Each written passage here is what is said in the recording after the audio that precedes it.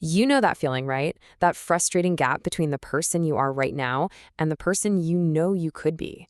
Most of us, we just stick a simple, kind of heavy label on that gap: laziness. It's like you're over here and the you that you want to be is way over there. And for so many of us, laziness feels like this giant, solid wall standing right in the middle, just blocking us from everything we want. But what if I told you that whole idea, this concept that you're just a lazy person at your core, what if that's a complete myth? The classic definition, right? Laziness is just being unwilling to use energy.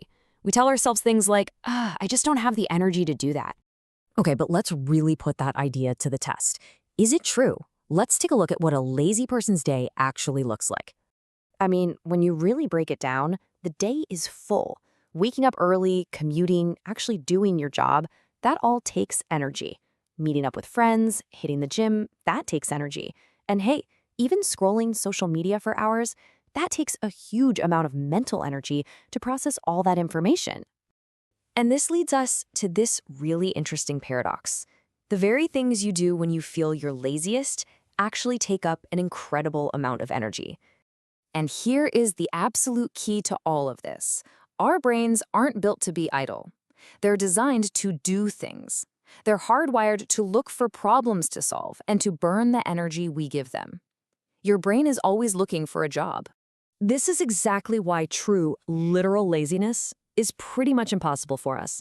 Your mind will always find something to do, some energy to burn, whether you tell it to or not. Think about this classic example. You decide to be lazy and watch a movie instead of reading a book. Well, if that movie has subtitles, you could end up reading just as many words. And on top of that, your brain is processing complicated audio and visuals all at the same time. That is hardly a low-energy activity. So you see, you have a massive amount of energy. The problem is that it's being aimed at things that drain you without giving you that feeling of accomplishment, which just leaves you feeling tired and stuck. So, if it's not some character flaw called laziness, then what's the real problem? Well, it's a crisis of clarity. It's the lack of a clear, defined goal. You know, just a generation or two ago, the path forward was, well, a lot clearer. Society, your parents, school, they pretty much gave you a map. Your brain didn't have to waste a lot of energy figuring out the next step. But today, wow, we face this paradox of infinite choice. We have to make our own paths, but with a million options, it's so easy to get paralyzed. And your energy, without a clear target, just scatters into 1,000 distractions.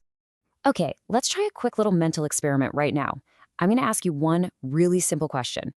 You get exactly 1 second to give me a single, clear answer. Ready? What is your primary goal right now? If a specific single goal didn't immediately pop into your head, then your energy doesn't have a target.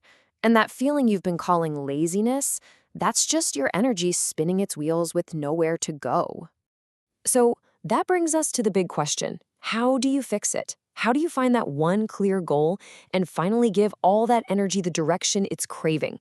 Well, the strategy is surprisingly simple and honestly a little counterintuitive.